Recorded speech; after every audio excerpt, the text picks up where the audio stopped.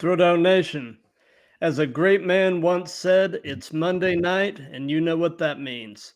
We are live on Instagram, YouTube, Twitter/X, Facebook, and Twitch. And this is an exciting moment for us. This is a chance to chat with a guy who is blazing his own trail in the wrestling business. From the great state of North Carolina, the enchanting one himself, Mr. Tommy Okami. How you doing tonight, Tommy? I'm so happy to be here. Thank you so much for having me. This is my first live podcast, I believe, that was organized. Really? So, yeah, so it's cool. Very cool. Very cool. Yeah, I enjoy doing these live because I feel like it's a very genuine experience, and there's something to be said for kind of working without a net. I mean, Absolutely. That's the fun part. for sure, for sure. And something I'll go ahead and tell everybody that's watching this live. If you have any questions or comments, throw them in the chat.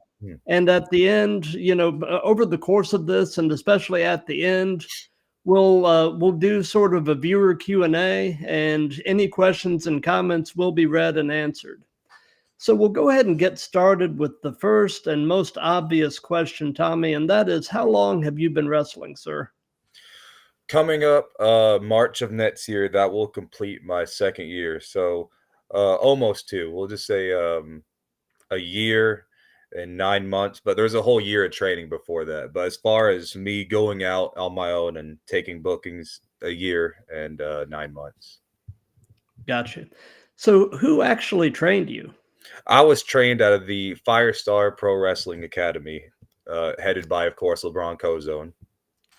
Oh yeah, yeah. I've actually had a lot of Firestar folks on here, previously, and I definitely hear great things about that school. I've had both of the guys from Brutality Incorporated on here, Alex and Mark, and I know at least Alex, I believe, went to Firestar. Yeah, he's an official graduate. Mark has also been around the academy, but I think he was obviously trained before the school was formed. And Right. there's Gary Strider, who you interviewed recently. He's the one who told me about the podcast. Oh, And cool. once I saw his episode, or some clips he uploaded, I'm like, yeah, let me give this a shot. Well, I'm glad you did, man. Well, I'm glad too.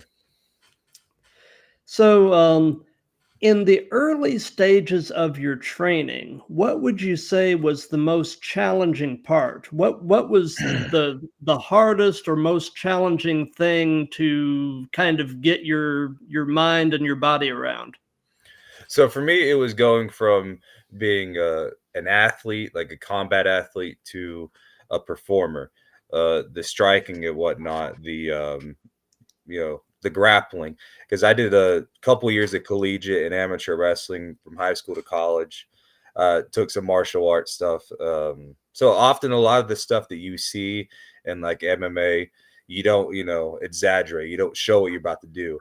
And then in wrestling, it's like, I got to go against everything that I've been taught, against reality. Right. That's definitely the hardest part. And now it's, I embraced the showmanship, but I had to like almost forget how to, be stone face and not show my emotions like how you would in the, combat sport area. Right. Yeah. Several years ago, for a few years, I actually trained in Brazilian Jiu-Jitsu. So, I absolutely love grappling. I'm 55 now, so I think, but aside from rolling around a little bit at the house with my son, I think my jiu-jitsu days are mostly behind me. But man, I've got a lot of respect for that sport, and I find a lot of pro wrestlers that have a shoot martial arts background oftentimes really deliver a more compelling in-ring product. I'm talking about the guys like Kyle O'Reilly, Brian Danielson, obviously. Of course. I think they bring, having that background or that interest really brings something special to the pro wrestling, staged, predetermined environment. Yeah, I feel your pain, man, because I gave up jujitsu too. I was like casually into it. I didn't do the whole belt system. I did no gi stuff every Hmm. other Saturday, basically. But then once I started, the wrestling training, and especially once I started taking bookings, I realized that my body can only do so much. And I gotta be careful about, like, do I want to twist my ankle doing jujitsu and then not be able to wrestle? But I'm glad I did it because, as you said, a lot of the styles, some of my matches have like triangles, arm bars, and if I didn't do jujitsu, it wouldn't have been natural for me to learn that. Right. It's funny, when I first started jujitsu, I absolutely loathed the gi. Um, so initially I was just doing no-gi, and then I started to kind of embrace the gi, and I ended up really liking it because the gi opens up a whole different universe of various chokes and things you can do with a gi that you can't really pull off as well without it. So I became very much a pro gi guy. Yeah, um I never did get into that. yeah, it's like I said, there's a lot you can do with the gi, but so also looking back at the early portions of your training, what would you say was the most valuable lesson you picked up? If you were going to pass something along to a new trainee based on your early days, what would you pass along? Definitely not to rush. And I just told the kids at the training center. I'm one of the coaches for Wrestling Evolution's training center over in Lincolnton. And I was working with a guy one on one, and I was teaching him some, the basic moves and like how to put it together in a series and spots. And I was like, just because you can do a move and you can do something doesn't mean you necessarily do it every match. You have to know your role. If you're the smaller guy, obviously you shouldn't be doing a choke slam on a bigger guy. That's just an Right. example. But just because you can hit all these crazy moves, you have to build up to it, and it has to make sense. Sometimes the super basic stuff that you learn day one looks amazing when you put it in practice and a normal match against someone, your own size. It always depends, but you shouldn't always have to hit, one thing that you're trying to do. Right, right. um Speed round. And this one, we're going to see how far back your fandom of wrestling goes. Oh dear, uh let's see. JJ Dillon. Oh goodness. You already exposed me. Yeah. Yeah, I'm drawing a blank. Okay, yeah, he was a manager figure kind of in the early 80s.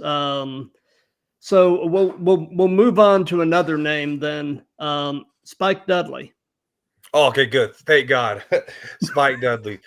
Crazy bumps. Stuff that I'm not planning on doing anytime soon. But all the respect to that guy. That stuff is scary to watch. Oh, I know. One of my favorite moments with Spike actually took place when Brock Lesnar made his debut. Um, he comes out to the ring, and I felt bad for Spike. I mean, he just launched Spike, and but Spike was born for those kind of things. I mean, so I mean he loved it, but yeah, crazy bumps, like you said.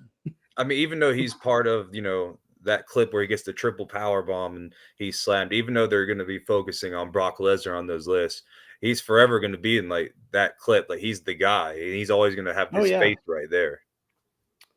For sure, for sure. So, something I want to do before we press on is for people that aren't familiar with you or what you do. I just found a short clip on TikTok that I'm going to play real quick. You captioned it as you were facing a human tower, Human and talent. So I'm going to share my screen real quick and play this. Oh, this guy. Okay.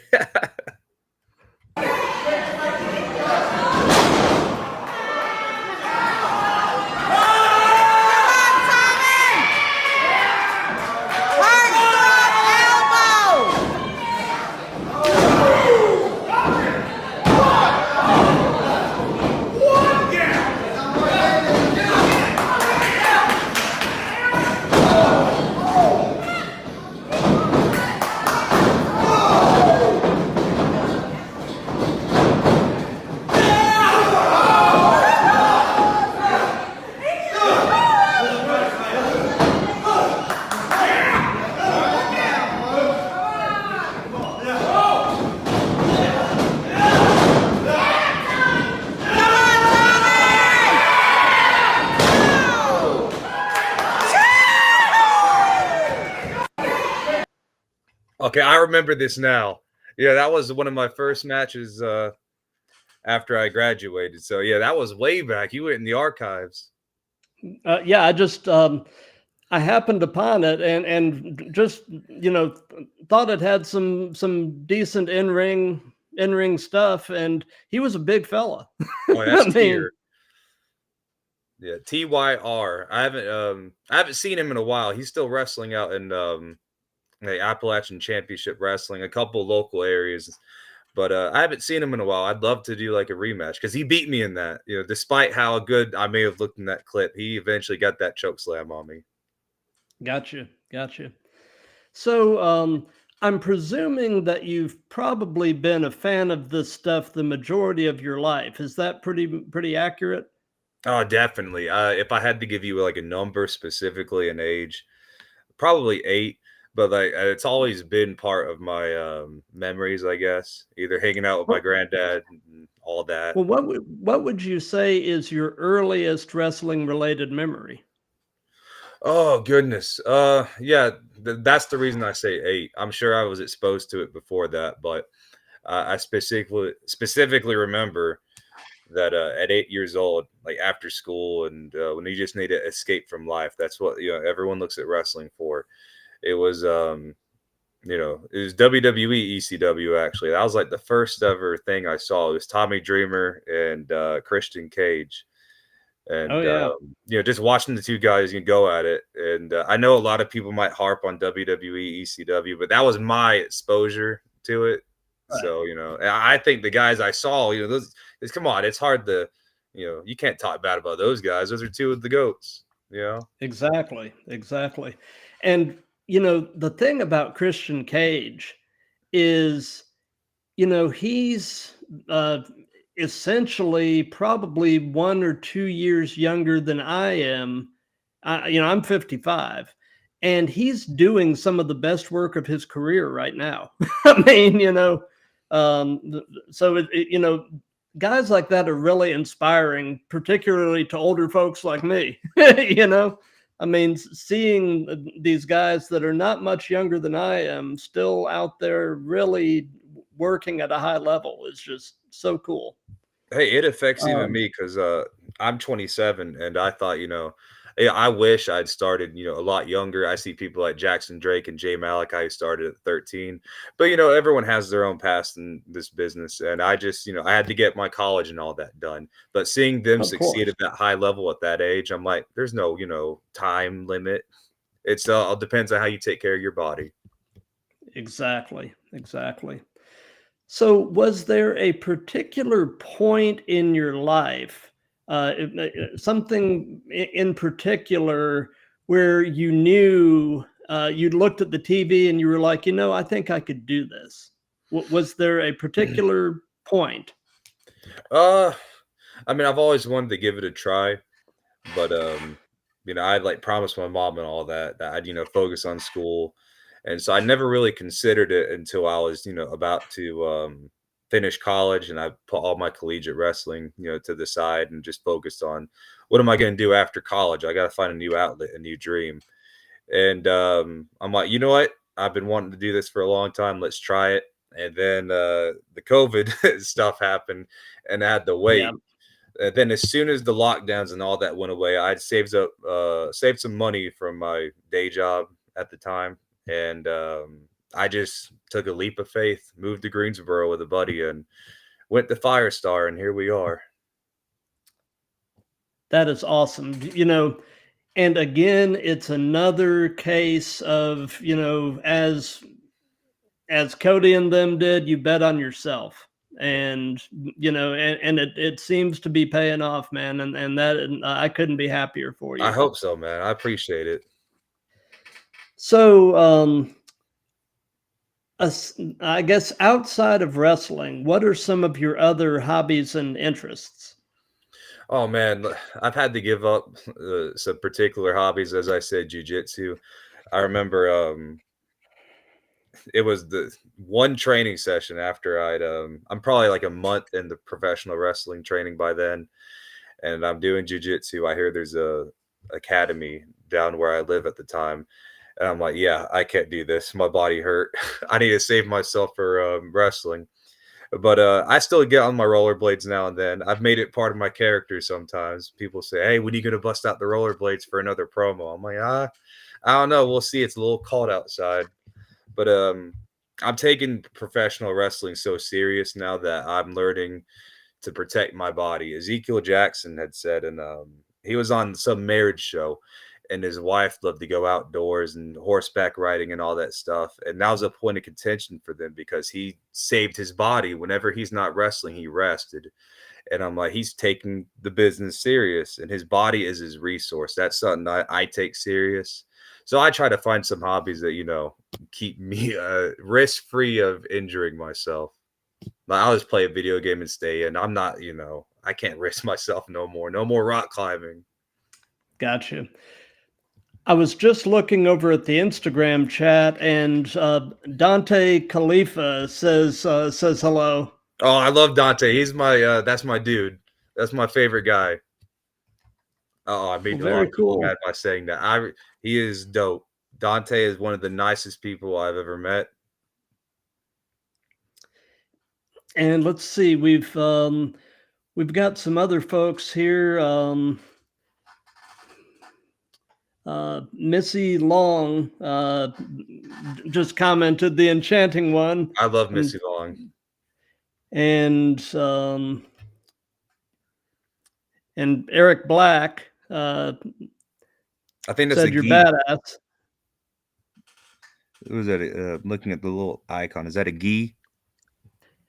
No, Eric Black. He actually was on the show recently. He's a masked wrestler from Philadelphia. Oh, I see. I was looking at the little thing besides is badass. Oh yeah, yeah. I guess he's saying yeah, Guy is badass. Yeah, that's yeah. I just I couldn't tell what that was either. And Missy actually had a question for you here.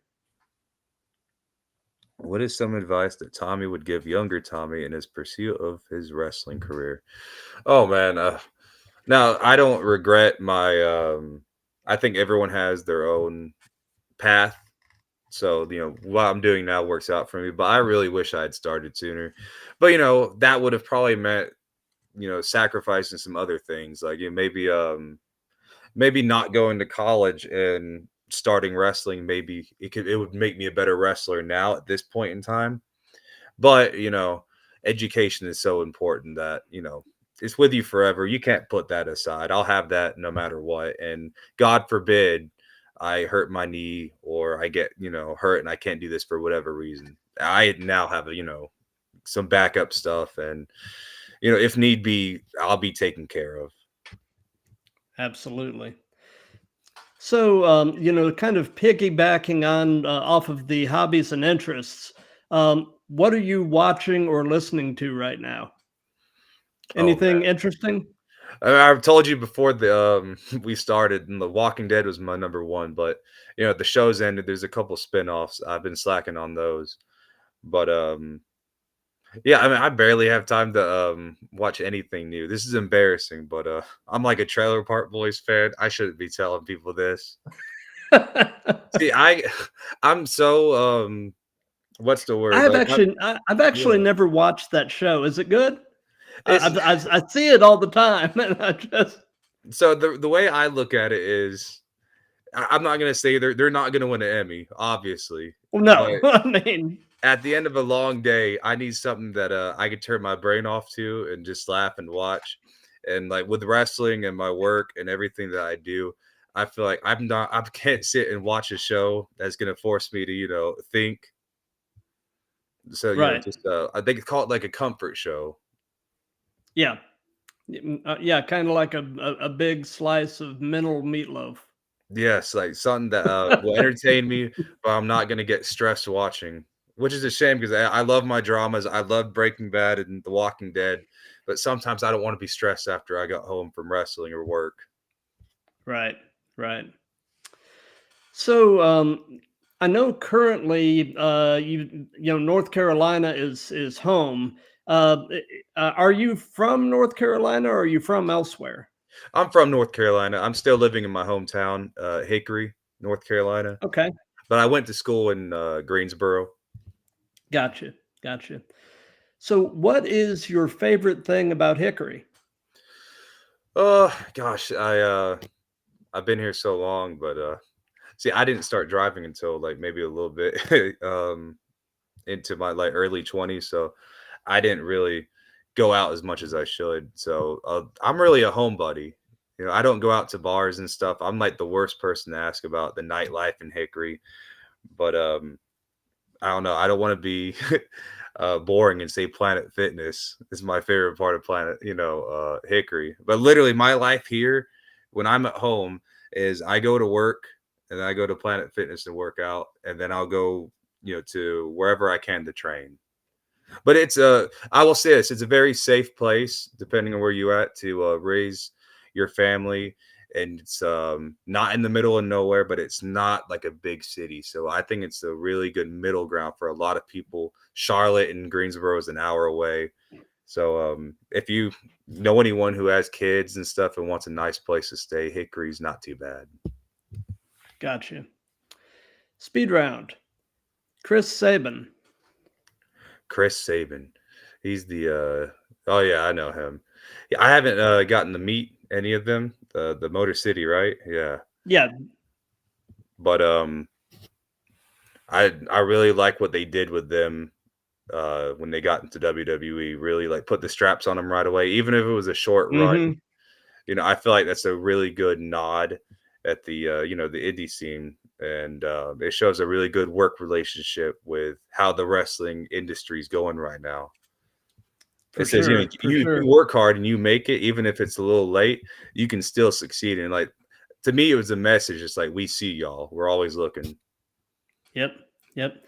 And they have so much respect from other tag teams. Like I've noticed, these few weeks since the Machine Guns left TNA, um, the last couple of weeks I've seen the Rascals working some tag matches, and they have intentionally done a couple of Motor City Machine Gun spots as kind of a tribute, and the announcers mention it, and I just think it's cool that there's that much respect that other teams that are still in TNA are kind of paying tribute to those guys because they really, I'll dare say even more than the Young Bucks, they really revolutionized tag wrestling. So, Yeah, it's eye opening. I think it shows also just how much even the guys at the top, like WWE is the top company, but the yeah. people there are studying the guys who are um I don't want to say there's a ladder, but they're studying everyone, no matter what position there are in the overall scheme of wrestling. If you're just because you're not in the major league doesn't mean that you can't watch people in other promotions and get some intel and value from it. Oh, for sure. For sure. So, they say that the best wrestling personas are yourself turned up to 11. So tell me about the enchanting one, Yep. in ring Tommy Okami, and kind of compare and contrast him with everyday you. Oh man, yeah, I had think the way I heard that saying was from Robert Martyr. We're talking about we're doing a seminar, and he's telling people, especially the new kids who haven't figured out who they want to be as a character. He said, take something that's true about you and amplify it. Because if you try to be something that you're not at all, then it's not going to work. And as You're going to far as get exposed. yeah, because if you're not scary in real life, you're not going to be Undertaker. You're not going to be a scary dude. And if you're, not handsome, you're not going to be Rick Rude, etc. So I just, and now this is weird for me to say because I grew up. I'm not going to show no pictures, but I grew up as an ugly duckling. Like I didn't glow up until maybe the end of college. I started losing some weight and then gained it back in muscle. And then when I got people, random people complimenting me, it's one thing when someone who's known you seen you go up and they say, "Hey, you look good." It's like, but when random people on the streets are, treating you nice, I'm like, this is, you know, kind of bizarre. And to see how people have, treated me in the wrestling world as far as the fans go, it's really humbling for them to take after me so much because I'm not used to it.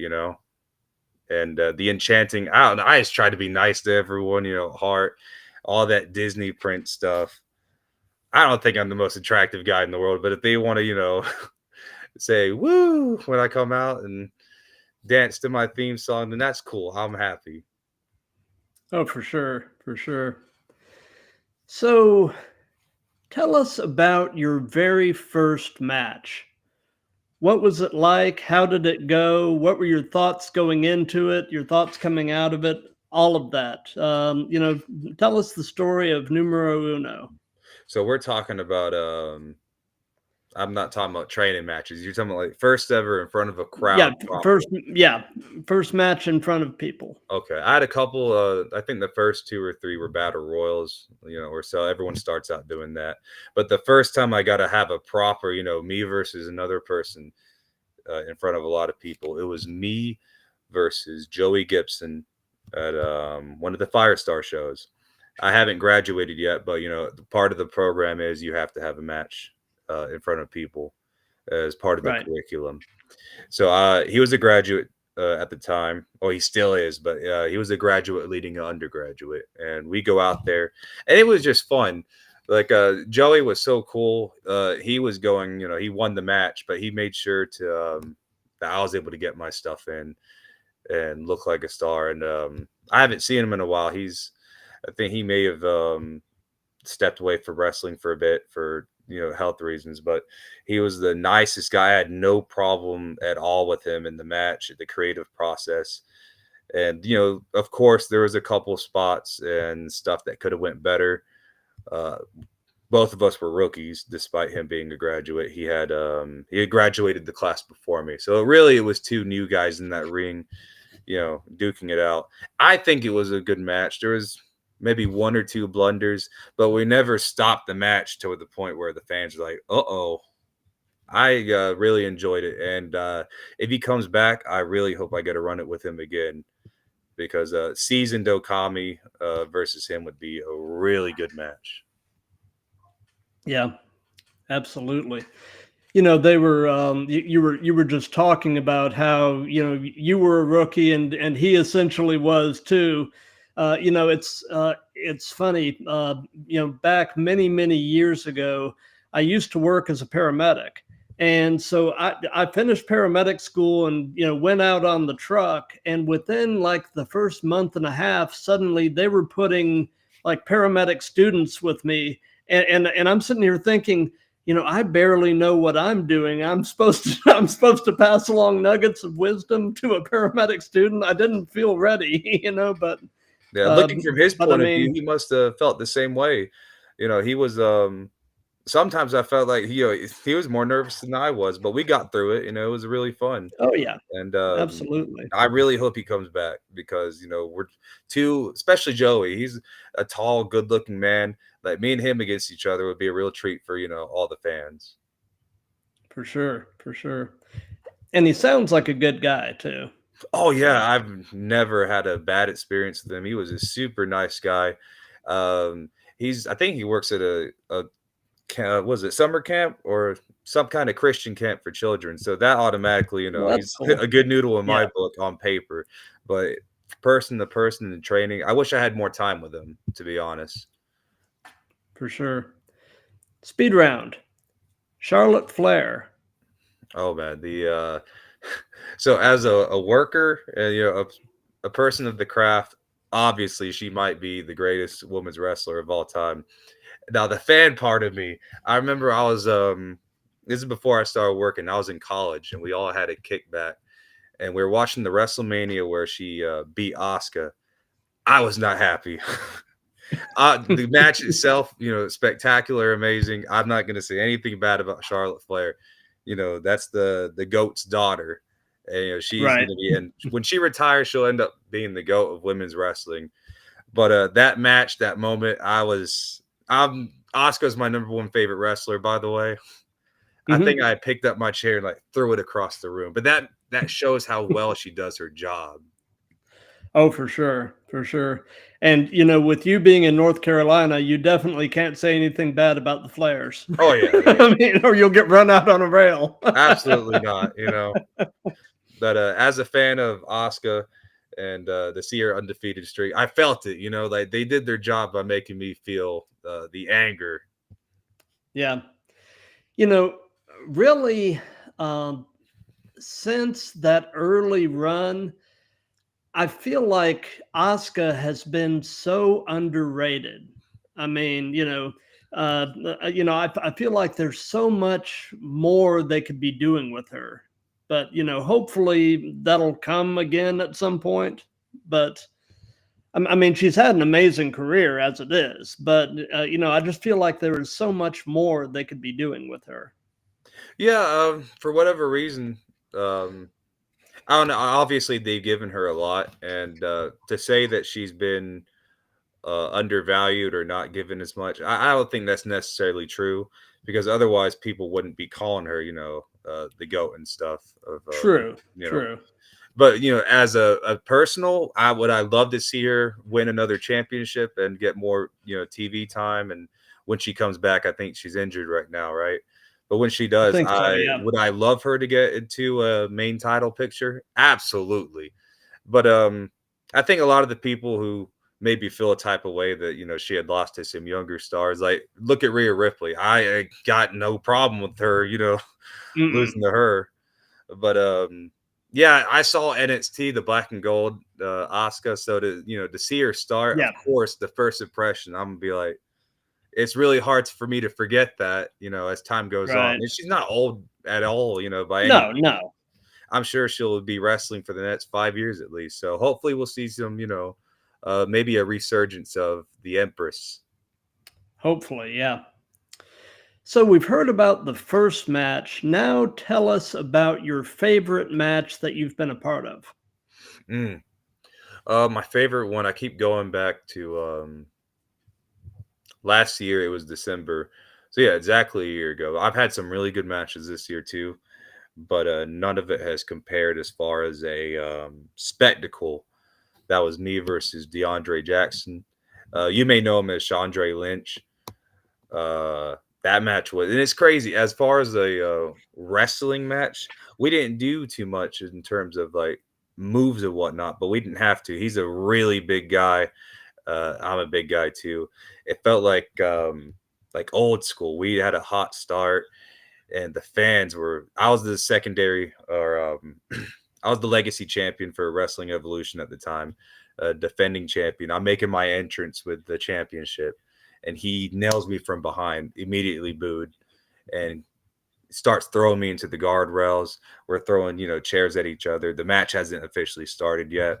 So it really just felt like a big fight. The two of us, grappling and whatnot, I feel like, that would have been not as memorable. Like, I'm sure maybe some people from the inner work, and I'd love to have bangers. I'd love to have, chain wrestling and all that, but sometimes the fans just want to see a good old fight. Oh And yeah. that match was resonating. That building was on fire.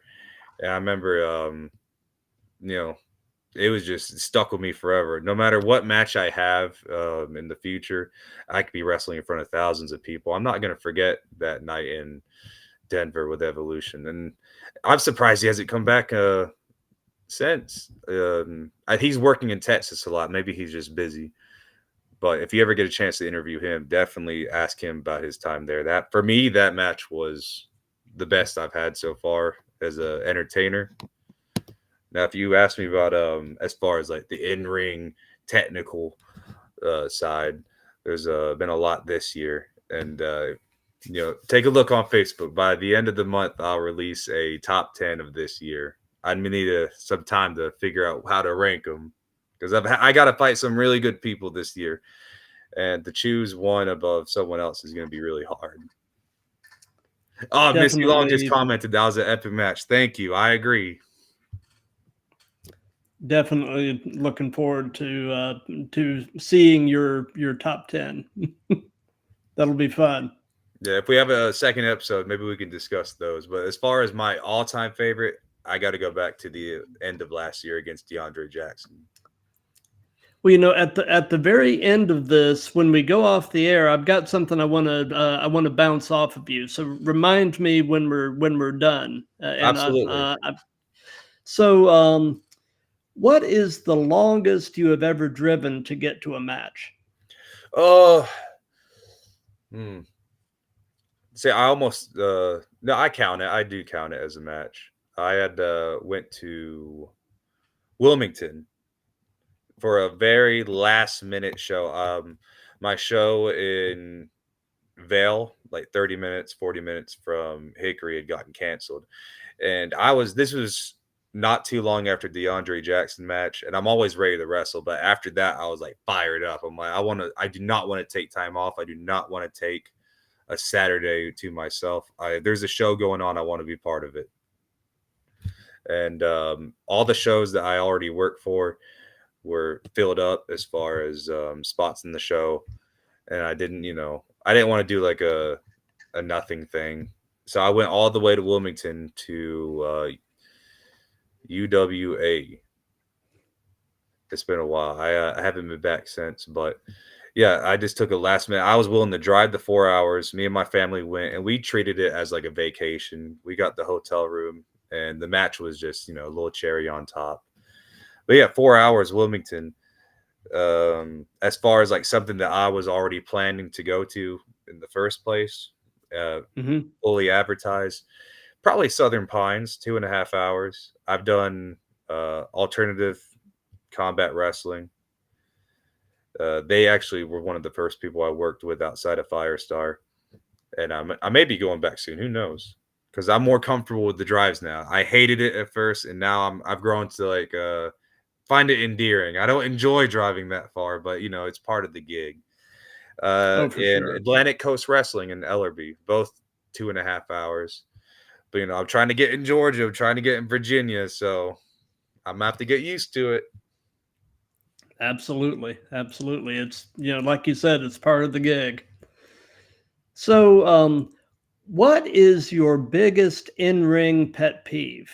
I know everybody's got one. Oh man, this isn't so much like about match quality. It's and I haven't had to deal with it too much, but when people don't take care of themselves as far as hygiene, like I'm very mild mannered. If something goes awry in the match, it's fine.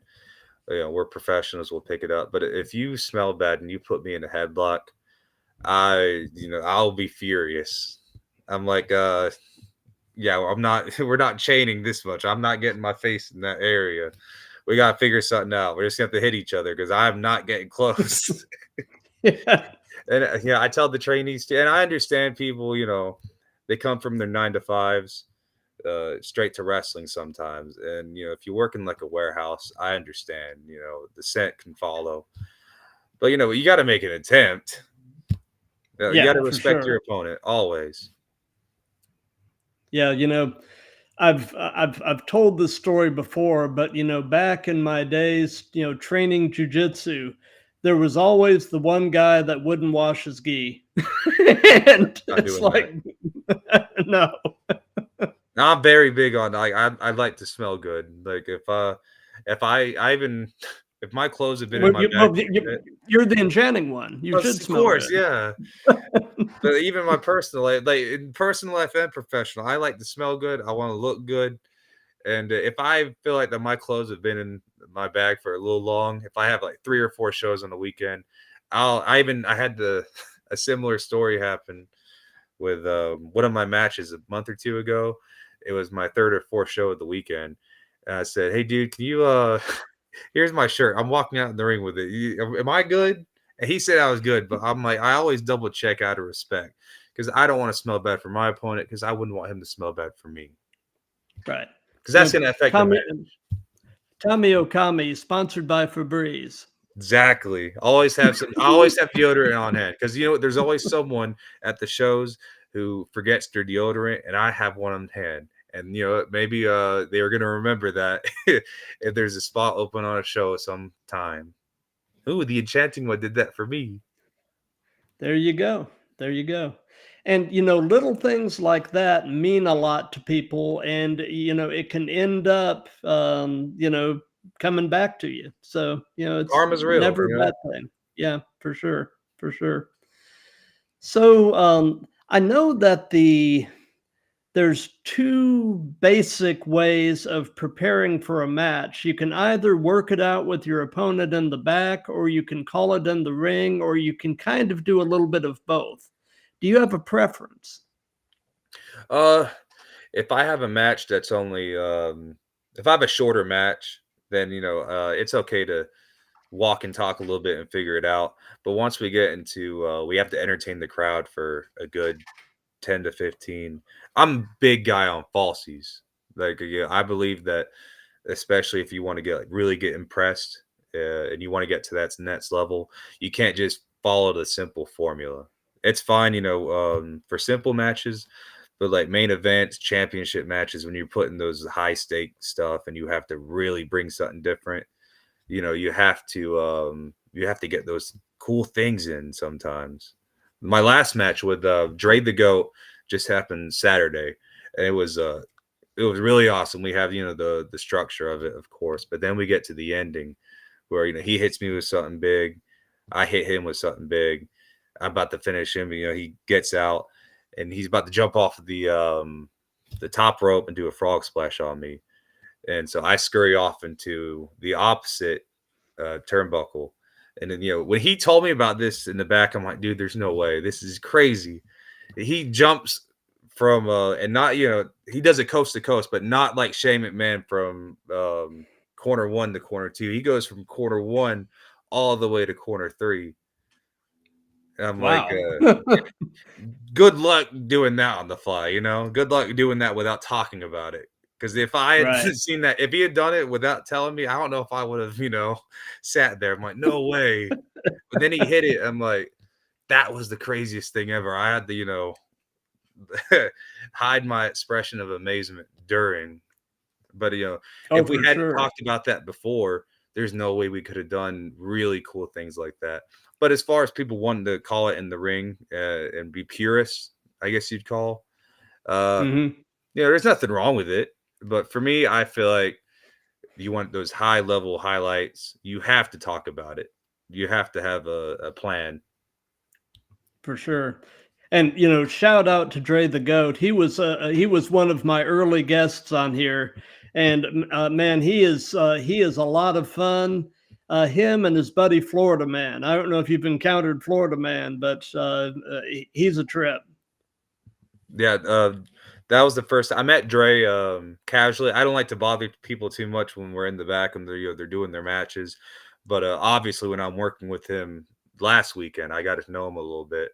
And he's a really cool guy, you know, Yeah, young, athletic. I feel like he has a really bright future. A lot of people are already talking about him. I was really shocked to learn that he's a rookie because I seen his face pop up on a couple shows. I'm like, you know, he just progressed really fast. yeah, yeah. I mean, um, I actually had the pleasure of seeing him at my son and I drove out to Augusta, Georgia, which is about 2 hours from here, and caught a Phoenix Wrestling Experience show out there. And Dre was on the card, and probably a month or so after that show, I got to have him on one of these streams. And man, just a great, I'm 55, so I'll say, great kid. But I mean, but yeah, he's got something special. So Yeah. I'm intrigued to see where things are going to go for him. A very respectful and nice guy. It's one thing to be, anyone can be really good, but to be good and, a nice guy and humble in the back, like, Oh, not for only would sure. I'd want to have a match with him in front of the scouts or, important people, but I'd also just love to wrestle him again because he's a really cool guy. So that's the Yeah, best of both absolutely, worlds. for sure. Speed round MVP. Man, hey, jujitsu guy, right? So I Yeah, automatically like him. And yeah. yeah, I love his theme song. I always have it on in the gym. But I love his story, man. He didn't have maybe didn't have the best start in life, but he proved that Hmm. he came out of prison reformed, and he found a new purpose in life. And so not only did he prove that you can, start this in your 30s, I believe, when he did it, Yeah. but you can do it this maybe despite some baggage in your life that was made by mistakes. He's proof that you can turn over a new leaf and really create something of yourself despite any bad choices you may have made. I really like how his story is wound up, and a lot of people might say that maybe it held him back from reaching that top level, but I think if you look at his career as a whole, I'd love to have that career. you know Oh, for I think, sure. especially his program, his United States program, the championship. I love that. I loved when he came and returned in the Royal Rumble. Like his little Hmm. spot with Brock Lesnar was awesome, and I was super happy and stoked when they brought him back full time. And because I had never got to see him live when I was watching wrestling. I think by the Hmm. time I really religiously watched WWE and the product, he had already, left by then. But to see him and form the group with Shelton, Bobby, Oh yeah. and Cedric, that was gold. I That's the only thing I hate that they didn't make that bigger. To be honest, not up to them obviously, but from what we got, it was so good. I wish we got more. Well, I mean, they're trying to do it over on AEW now, but it's good, but it's not quite the same. I Yeah, mean, uh, y- you know, uh, trying to capture lightning in a bottle in a different environment, sometimes it just doesn't quite translate. But yeah, and they have, 3 out of the 4 original guys for it. On paper, yeah, I think the reason it's not maybe resonating as much as it did in the beginning is people expected it going into, "Uh-oh, MVP's here, Bobby's yeah, there, we're gonna do it." When they did it in WWE, it was, out of nowhere, and it was the most, the dopest and thing it I've was ever very seen. organic. Yeah, Like, I yeah. was I was really wanting them to do Bloodline versus them, but, Oh the yeah. timelines didn't work out. No, no. So, if you could only be one, would you rather be great in the ring or great on the mic? Great on the mic. Absolutely, 1,000%, because as, I said before, our bodies are a resource, but no matter how you plan it out, there's a finite amount of time to use it. Ric Flair is the perfect example. Any week, any day on WWE, he could be brought back and have a segment, and he can show up at any other show, any promotion he wants. And obviously, he's not going to wrestle. He's in his 70s, but he is Right. still one of the most valuable names in wrestling because he's able to, no matter how old he is, as long as he can get up and walk and grab that microphone, he'll entertain the crowd and they'll get their money's worth. And he don't have to lift a finger. Oh yeah. And I mean, going back and just watching old Flair promos is just such a great trip down memory lane. Like, I mean, I once a month or so, I'll get on YouTube and just put on the Woo Off promo he had with Jay Lethal in TNA, just to get a good laugh. Because I mean, those two guys just were having a blast together, and that is one of the funniest promos in history, as far as I'm concerned. And if you can captivate people entertained by talking, you're guaranteed to always have something to do. Like Corey Graves is like the perfect example, I think. He had to retire young, the concussions, unfortunately. But Right. I think, one might even say that him transitioning to the commentary, he might have been bigger now than he ever could if he had stayed in the ring, which is, I don't want to say, we all want to be the wrestler, but I learned from different people who transition to different things. Wrestling will always be there, no matter if you're a wrestler, an announcer. If you like, if I got offered as a position as a referee for major leagues, obviously I'd say yes. You don't have to stop being the wrestler and training; you can still learn some stuff. But Right. let's say you love the business so much, and it gets taken away from you as far as a performer. He was obviously gifted on the mic enough for them to trust him with calling play-by-play and all that. And MVP, we talked about earlier, he don't have to wrestle. He can, but he comes out with the suit and cane, and he's the Mm-hmm. character. Without him, there would have been no Hurt Business. Oh, for sure, for sure. So, what has been your most unusual encounter with a fan? Oh goodness. Oh man. I'm scared to say just in case, I know there's some fans watching, but maybe it's the ugly duckling in me. I'm not used to maybe some of the messages that are sent on the requests binder on the Oh, Instagram. Yeah, those messages. And like, yeah. I'm flattered, but it's made me a little more. I don't know. Maybe I'll be conservative some days about what I wear. Gotcha. I, I put work into my body, and I'm proud to walk around. I'm not shy about it. I feel like I wouldn't be a wrestler if I was. But sometimes you get a message just makes your skin crawl. I can't say it here. Yeah, yeah. Say no more. I think I know what you're getting at, and yeah. Yeah, and sometimes you find okay, I'll tell. Well, I'm not gonna say names, but there's like a married couple, and the woman will make a pass, and I'm like, I don't play at that adultery stuff. And then the husband will make a move, and then I'm figuring out slowly, they're trying to. Oh, I'm wow. like, whoa, hold up, this is too much for me. I'm good. I'm good. Yeah. Wow. So, do you have a preference between working heel or babyface? I definitely, because the enchanting one, the endearing. I really love being a baby face, and it's not so much because of how it translates in the ring. Like, I don't. Actually, I love being a heel because often I get a lead, a younger guy who's a face, and being a leader, I didn't think that'd be so interesting to me. Like, I've never been in a position where I desire to be, the one calling the shots. Like, I'm not some power junkie or anything like that. But really, like, being someone who can make a younger guy who's just starting out look good in a match, that's really nice. But I really love being a baby face because of the connection to the fans, and especially the kids. It's really hard for me to go out, like, I'll stick to my character. If I'm told to be the bad guy, I do my job because that's what I'm supposed to do.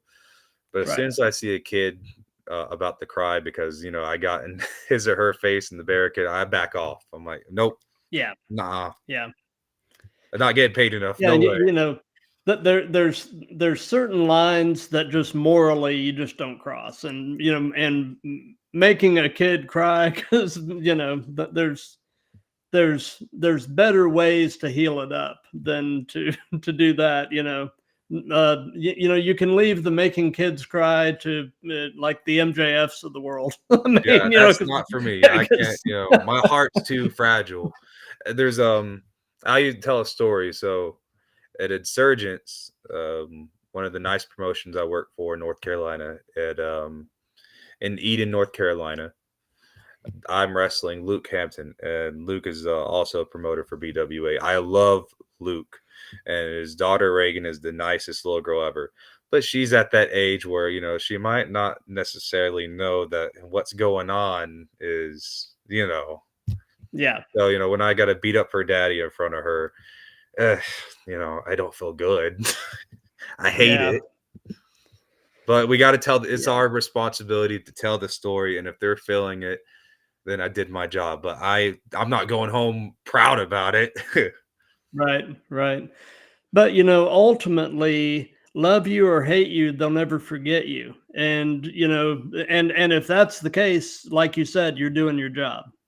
Yeah, So I always tell, you know, if you're told to be, you know, you got to heal it up. You got to heal it up. I'm a for professional. I sure. do it. If I got to choose, I want to be the enchanting one that everyone loves. If I got to make kids cry, then, you know, I'll do it. But I'm not gonna like it. Right. Right. But either or, you know, as far as the in-ring action, I enjoyed being a heel. It's fun because I get to, you know, work with people and help them develop. Right. Right. So, can you share an example of a time where something went sideways during a match and you had to improvise? Hmm. Nothing's gone so bad that we had to, like, totally change everything. Like, there's, like, a spot, you know, that might go wrong. Yes, I know Missy Long. I don't like it either. I never made her son cry, though, ever, I hope. He wears the mask, so I can't tell. I think he likes it when I'm a bad guy, in fact. But, yeah, I've never had to fit something that went so awry that we had to, like, completely change the outcome of something, but there was one match, and I'm not going to name names, a tag team match, and we're supposed to Okay. do the Eddie Guerrero spot where, you know, he takes the chair. I try to swing at it. He misses, hits me, chair drops. He picks it up and throws it back at me. Ref turns around. I'm DQ'd. We all know how the spot goes. Right. But our Tale as old as referee, time. yeah, unfortunately, our referee may have, I guess he was having an off day, and he refused to, you know, be distracted and look, you know, the other way. So I'm like, yeah, I'm gonna grab it. Like, this is what we talked about. I can't just, you know, not do it. So, you know, I grab it and he doesn't disqualify me, which he should have done right there. I'm like, if he's not gonna DQ me, I guess I gotta go with the plan. And the guy grabs the chair, the good guy, and he throws it away, knocks me out. He says, "I'm sorry."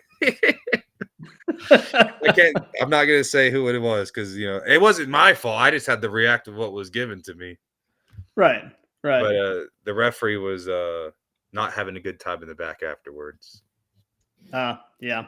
If Gary Strider's watching this, who was my tag team partner, he'll know exactly what I'm talking about. Okay. So, in terms of your in-ring work and your promos, who or what would you say are some of your influences? And it can be wrestlers, it can be pop culture, anything. What has helped make the Enchanting One enchanting? Man, I try not to embody so much someone else because someone could always tell if you're, you know, trying to mimic someone. But Right. a lot of praise I've gotten from people who talk to me about my promos is it feels like I'm just talking to you. Like, you know, I'm not the biggest fan of that. You know, it had its place in the 80s, but, like, you know, let me tell you, you know, and then pointing at the camera, always yelling. I'm like, why are you always yelling? You know, it's just you and the Yeah. camera. Now, if it's like a segment after you got beat up and you're angry, you're throwing the chairs around, that's one thing. But it seems like a lot of people will, you know, film every single promos if they're angry and pissed off and yelling at the camera. I'm like, what's, you know, the deal? Yeah, but this is also coming from the guy who's been told that sometimes he's too relaxed in his promos and they want to see more. So I try to do it based off of where I'm at. If I get booked at I don't want to say promote, you know, specifics, but let's say I'm doing a country crowd, an old school crowd, I'll bring it up, do Hmm. some fire, you know, some, you know, Macho Man, Hulk Hogan. That's perfect for those. You know, a lot of the fans over Right. there, that's who they look after. But a lot of promotions like in cities and stuff that I work for, I try to make it laid back, more of my style, so I could put a little bit more of my own little spin on things. Like how would Tommy Okami say it? Because as we said, you got to bring something that's true about yourself and pull it out. If you're trying to be someone that you're not, they're gonna catch on, and it's not gonna work. You can memorize all like a script, but if it don't sound like you, it's not gonna work. Absolutely. And you were talking about the the old school guys ranting and raving, veins popping out of their heads. I used to really enjoy the promos by Jake the Snake Yes, Roberts and absolutely. Raven, because they would very rarely raise their voice, but they could project such menace by just quietly and succinctly telling you exactly what they were fixing to do to you. And to me, that's scarier and more intimidating than some guy foaming at the mouth and looking like he's about to have a coronary. We all know someone at work who's like always angry and always mad. It becomes a joke. But when you see the Yeah. person who's always calm and collected, they never panic, but then they get a little, it's like that's concerning. So Yeah, it they makes say it fear more. they say fear the quiet ones. Yeah, you know? if the guy who always has it together loses it, you know that something. Everyone watches like this is not going to be good. But if I had to say like inspiration specifically, so we were talking about The Walking Dead earlier, and have Yeah. you seen Negan's introduction when he Oh comes yeah. out with the bat? I've been like I say a lot in my promos. Oh my, you know, Yeah. just something that's like Absolutely. something that's playful and theatric, but also serious and menacing too at the same time. Yeah. This is Lucille. She's a thirsty girl. She's Yeah, a she's vampire a bat. vampire bat. It's gonna be pee pee Pat City real soon. Yep. To ride that fine line of serious and intimidating, because you don't want to be, you want your guy to be scared, but he's also true. Like, he was a goofball before the apocalypse started. Right. Yeah, But he was a he was now he's a a high school warlord. wrestling coach. I mean, Exactly. And just because he's a warlord in the post-apocalypse, don't mean he's not still that guy. Yeah, he Chris Jericho'd himself. He reinvented himself after the apocalypse. Yeah, there was one segment we did for Evolution where I hit the guy with the chair outside, and he's laying down, like almost knocked out. And I said, "Oh, I did the same thing when he hit Glenn with the bat." I said, "Oh my, you just took a hell of a hit."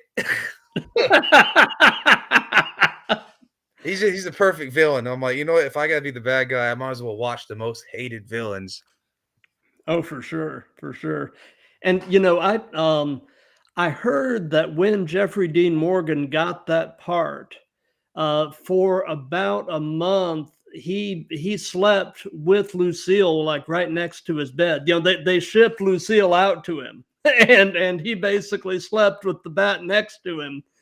Just I guess he's method or whatever, It's but his method because the bat represented his wife pass. yeah, I think yeah, that shows how good of an actor he is. But it's funny. I was skeptical too because I read the comic book and um, Jeffrey Dean Morgan's a pretty boy. Like he's not the yeah, biggest guy. He's skinny, but, really handsome but pretty. And I thought maybe he was too pretty to play the role. Negan's a big brute of a man. But I think he played his own spin on it. He was still yeah. intimidating despite, the playfulness about him. Oh, for And sure, that for suits the sure. enchanting one. If I'm booked as the big bad heel, which I'm often doing now, I still have to. I'm true to myself. I'm playful, but I'm still gonna ruin your day. Yeah, absolutely. And if I want to be super serious, Gustavo Fring from Breaking Bad, all his monologues are Oh yeah, yeah, yeah. that is calm, terrifying. Mhm. Yep. So, do you have an all-time favorite match as a fan? A match that you can have watched it a million times and it just never gets old, and there's always some new little nugget you can pull from it. I absolutely love. I feel like it's underrated because I think a lot of people forget about it too because Survivor Series have moved away from brand versus brand, and now it's war Mhm. games or once it's more about the match than it is one brand versus the other. But when Right. Daniel Bryan faced Brock Lesnar, my goodness, that was, and I was concerned, like a lot of people were, because he had just come back from his hiatus from health. And as soon as he started suplexing them, I'm like, oh my God. And then they had and especially they're doing after last year, AJ versus Brock. I'm like, how do you top Mhm. that? And I don't want to say one's better than the other, but as far as watching Daniel get beat and destroyed, and then that ref takes the hit, the low blow, he comes and hits him with the knee, and he makes everyone believe, is on paper, especially non-wrestling fans, they're going to be like Brock Lesnar versus that guy. That don't make sense. But Daniel Bryan made the unbelievable believable, even for just a little bit Mhm. parts in the match. By the end and the climax of the match, I believe they could have went either way. You know. For sure. For sure. So this can be present day or past. Who would be a dream opponent? Who would Tommy Okami love to work?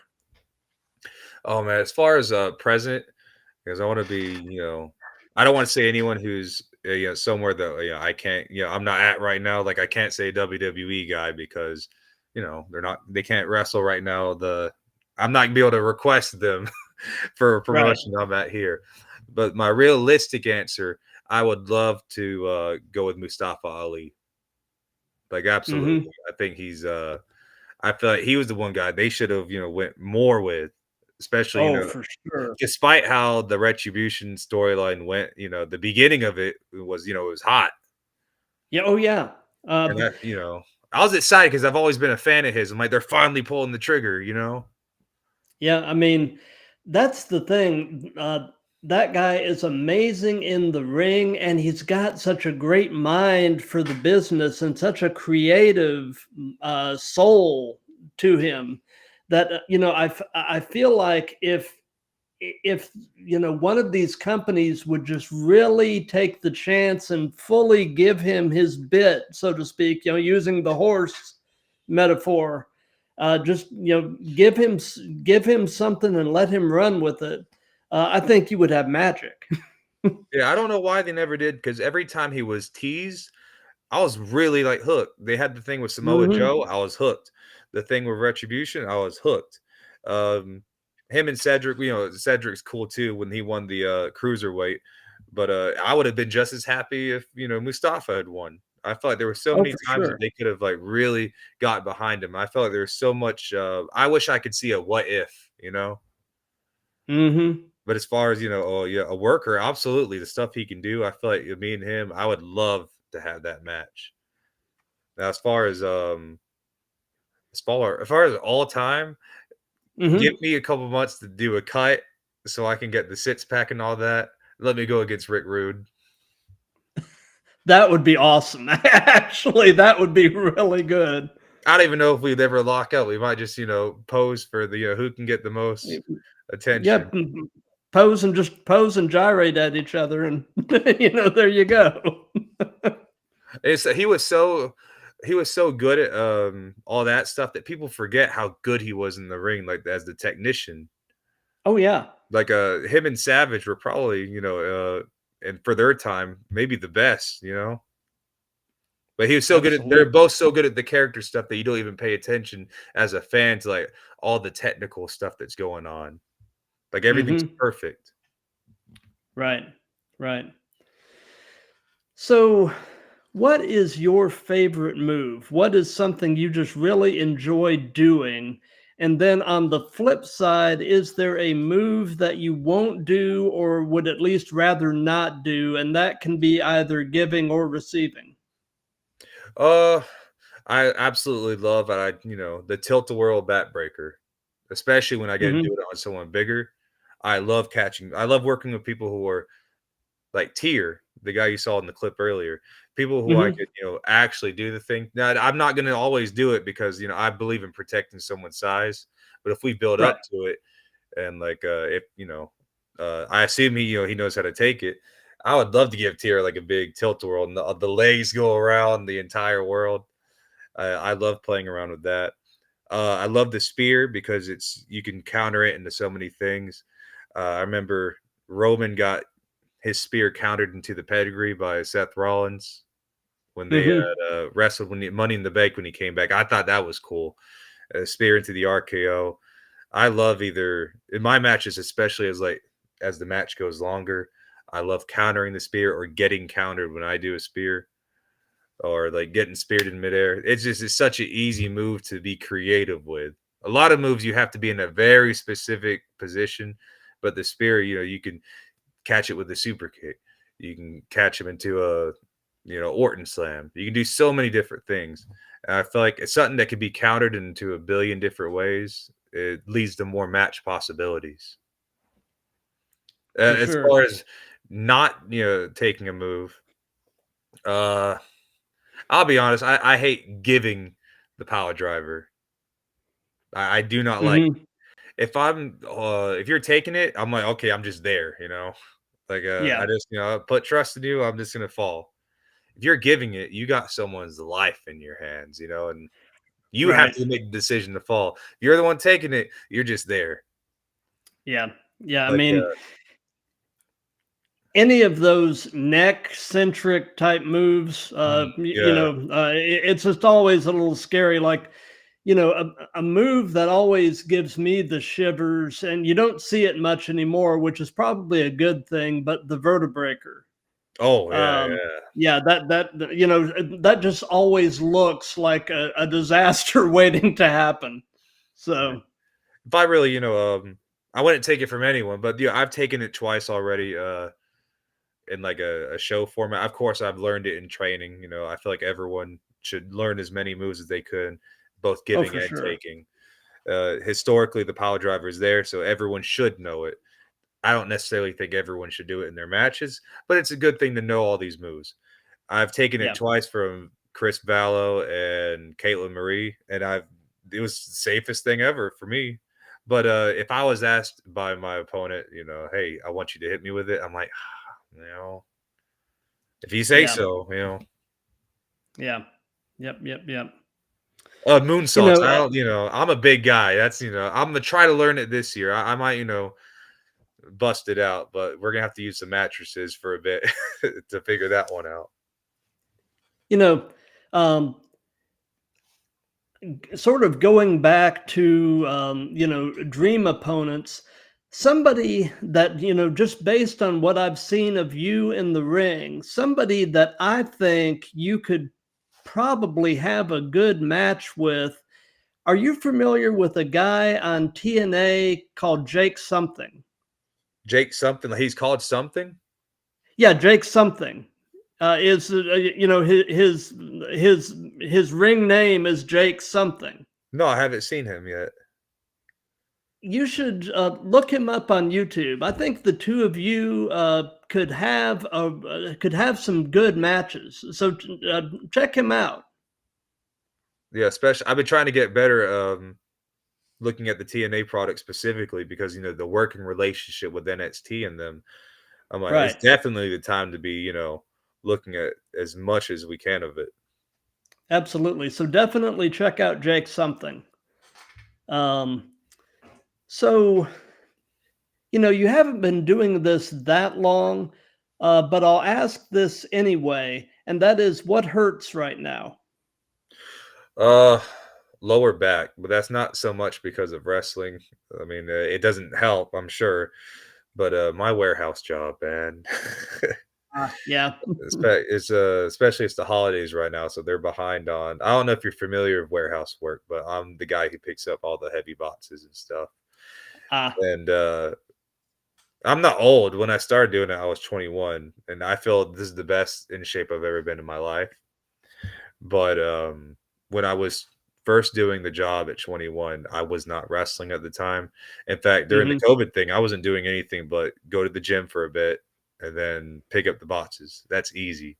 Now that I got the little bit of wear and tear and I'm always sore from wrestling, that I did a 6-hour shift today, which is, not that much, but like I was in pain and I'm tired and whatnot. And I think the worst part of it too is people who don't wrestle or unfamiliar, they don't understand. A lot of the people in my warehouse still work a 10-hour shift. And hey, I salute that. That's, it's hard to do picking up boxes anywhere from 0 to 100 pounds, hours and hours and hours. That's difficult for anyone to do. But, their life typically is they work, they go home to their family, wife, kids, play video game, rest, go drink, wake up and do it the next day. I work a 6-hour shift and then I go to training or I go to the gym and, destroy my body more so I can, look the part. And then, I go back and try to lift the boxes again. And they're like, you have all that muscle. You're a big guy. How come why are you struggling? This skinny guy's not. I'm like, well, he gets the rest afterwards. Yeah. That's the word. That's the most hardest part has been as a wrestler. People don't understand, you know? Right. Have any of your coworkers at the warehouse come to see you wrestle? I've had a couple, I have a couple loyal ones who's always there. Oh, that's And, cool. yeah, it's super nice, especially I've even got a sell a couple of shirts, you may see if you ever go in my warehouse, a couple of Tommy Okami shirts. I even have a couple of Nice. supervisors who bought one. I'm like, "I'm not gonna get in trouble." Am I? I'm like, it's not like I'm doing it on the clock. But, Right. I have a Right. couple of people I'm lucky to get supporting me. It's usually the older folks. Maybe I'm an old soul, but I can't get no one of my generation, any of the younger people, to come out to the shows, which is, odd. But maybe it shows that Hmm. wrestling is, I don't want to say for, the old timers, but they have a special connection to it. They love to go see the shows. I think a lot of the younger people would rather watch the pay-per-views on TV and whatnot at their kickbacks. They don't feel like going out to the indie shows. Right. Right. So, what is your take on the role that social media is playing as a promotional tool in wrestling? It's absolutely needed now. And this doesn't just affect wrestling. I'd I don't know what it was. It was a documentary. They were talking about back when in the 90s when skateboarding was, really like at its peak. You had to like go to all the competitions to make it. Like Tony Hawk had to win all those I guess contests. They have a word for it. I don't know what it's called. Bam Margera, all those Hmm. guys. They didn't have the internet back then, so they had to do whatever they could to win the local stuff and branch out further. But now you can be on Instagram and you pull off a cool trick, and then automatically you got people commenting and following you, and that goes for wrestling. You know, the territory days are gone. You don't have to. You can't just focus on one and then slowly expand. People all over the world could see you do a match in the middle of nowhere because you did a cool move. I was working in Morgan Dash, and I'm sure you're aware of him. I caught him into a tilt-a-whirl backbreaker out of a crossbody from the ropes, and that got a lot of traction. And that could literally be from anyone in the country. So I think social media, if you don't use it, then that's I can't think of any reason or excuse or yeah, there's no reason you shouldn't be using it. Right. I understand Right. there's people who want to keep low key and it's they want to separate their personal life from the character they play and whatnot. But for me, Right. it's like I'm all in, and I Yeah. want if I can't do it the old fashioned way, I'm not in college. I can't get in that next in line program. They're not Right. going to grab me from there. I have to make my name for myself. So if you're not using social media, then like why do this? For sure. For sure. Unless you're, the hometown guy, but that's so rare that someone only wants to work the one promotion for their town. Yeah. So, you're still a pretty young guy, but knowing everything you know at this point, if you could give any advice to your younger self, what would it be? And it can be related to wrestling or just life or whatever. Yeah, I mean, I said it earlier, like I wish I, it started sooner, but I'd just say, just have faith. I suppose I've grown and matured, and I think I wasn't confident, and I was always worried about the future, and I still am now, but I just try to focus on what's going on in the present to build to that future. instead of dreading, uh-oh, I'm waking up a day later and I haven't started my journey. We all go in our own paths. And, like I said, if I had started at 13, like some of the other guys who are doing wonderful right now, maybe something bad could have happened. Maybe I wouldn't have matured. I think it's better that I came into the business as a man and not a boy. Because Right. there's a show, I don't know if you've seen it. It was called BoJack Horseman on Netflix, and they I've made it. heard about that, and I've heard it's really Yeah, good. it's really good. And he's not a wrestler, but he's just a Hollywood actor. And they said there was a line that stuck with me. They said, the age you get famous is the age you are forever, like mentally. Because he had Mhm. gotten famous in his 20s, and now he's in his 50s. He's a man child. He has commitment issues and whatnot. And I feel like no matter how successful I become, I came into the business with my own morals and my own code of conduct, I guess you'd call it. And like I refuse to break it. But if I'd come in as a boy who would, I'd want to do whatever I can to be accepted and try to be someone I'm not. Maybe would I be a better wrestler technically? No more moves and stuff. Of course, obviously, but success isn't just how good you are in the ring; it's how you conduct yourself as a professional. Absolutely. Absolutely. So, do you have any pre-show traditions, rituals, superstitions, any things that you try to do consistently before you walk through the curtain? Uh, it always depends on who I'm working with. Like if they want to do a quick prayer, especially in a group, like we do like the whole, grab each other's hands in a circle. I'm cool with that. Uh, as far as me, a lot of people like to bounce around. I like to sit and just, get my mind ready. It always depends. Like this last show, I was with Dre the Goat, his match. Mhm. I was actually just coming off a day from a really bad head cold, and I hate getting sick. And I was really nervous for my match. I'm like, man, Dre's a good guy. He's a good wrestler. I'm in amazing shape, I think. But after the day from being sick, I'm like, I don't know if I can keep up with this guy. But I just, cleared my head, do the Brock Lesnar bounce in the back, get the blood flowing. I always did that, even when I was in collegiate wrestling. Just clear my head. Yeah. Because I mean, there is so much of a mental side to the game, and if you don't have your head clear, you're not going to be as effective out there. So, Mm. The health is wealth. Like if I'm not eating right, if I'm not, like I might have a shot now and then if we have like a celebration, like for a drink. But I try to live as clean as I possibly can. Keep the mind clean, the body clean. Because if you don't feel good, you don't perform good. And absolutely. hats off to the people who were able to party it and still wrestle. For me, I gotta stay in shape and be as clear headed as I possibly can. Got you. Health is wealth, and if So, you're feeling good here, you'll feel good up here. absolutely. So, something that we've done in all of these that's just been kind of a fun thing is we've let the current guest pose a question for the next guest. And so my previous guest actually was the one that left the comment about the gi being badass earlier. Oh wow! Eric X Black, who's like I said, he's a wrestler from the Philadelphia area, and so he posed this question: what is your favorite video game console and your least favorite video game console? I don't know if you're much of a gamer, but Well, I mean, if I pan the camera, I got a couple systems, so I'd be lying if I said no.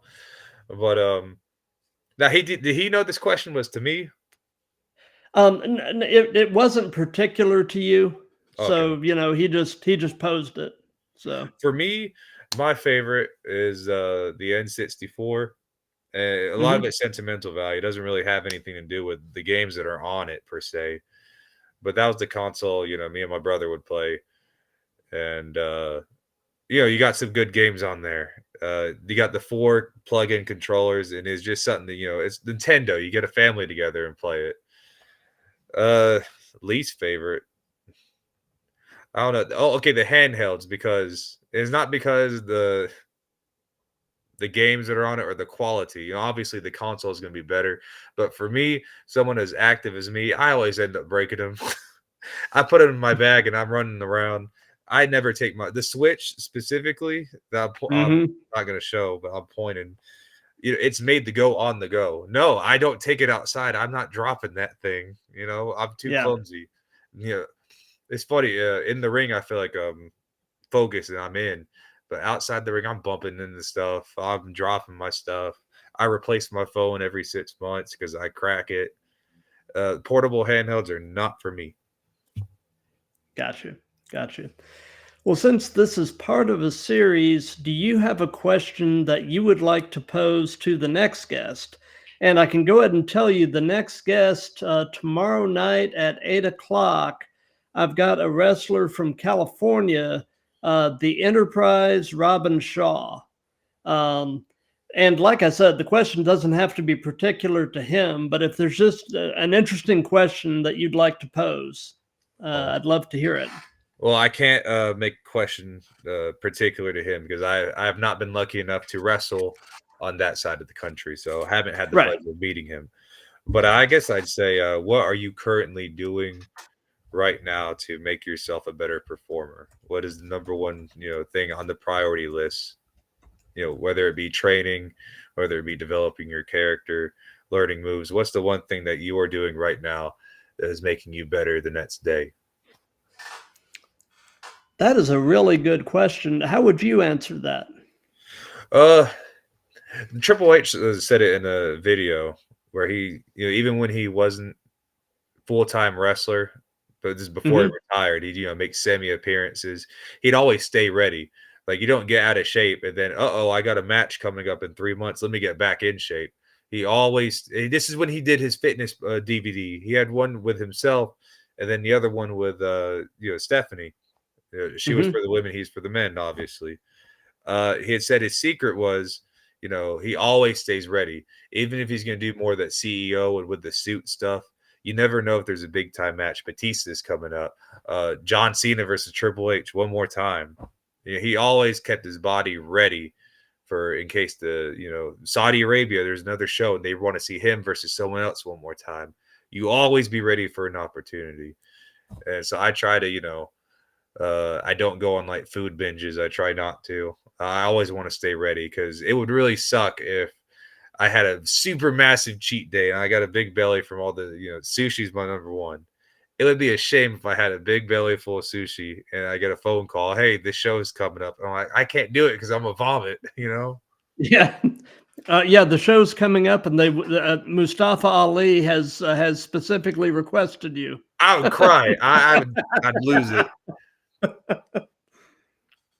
Not saying that you So, can't indulge now then. Your birthday, cool and of stuff, but course, you always yeah, got to be prepared. for sure, for sure.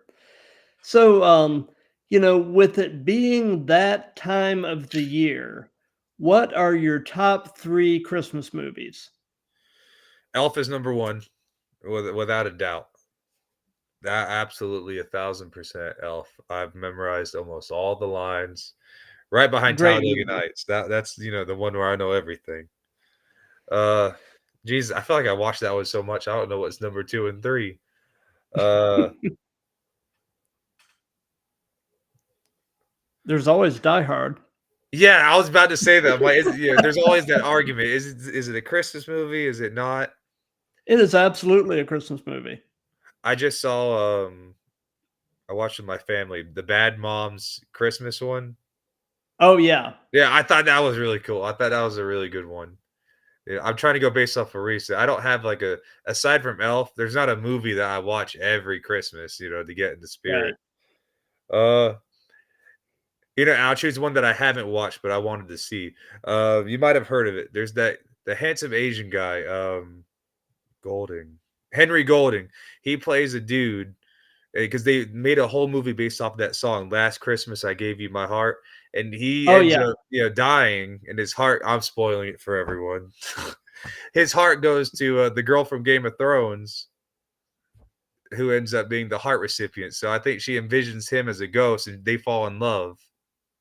Oh, that's kind of cool. Yeah, I haven't seen it yet, but I'm like, that's I'd like to see it. I just don't get time to go out, to Right. go see movies. The Enchanting one, despite my name, I don't spend a lot of time going on like dates and movies and stuff.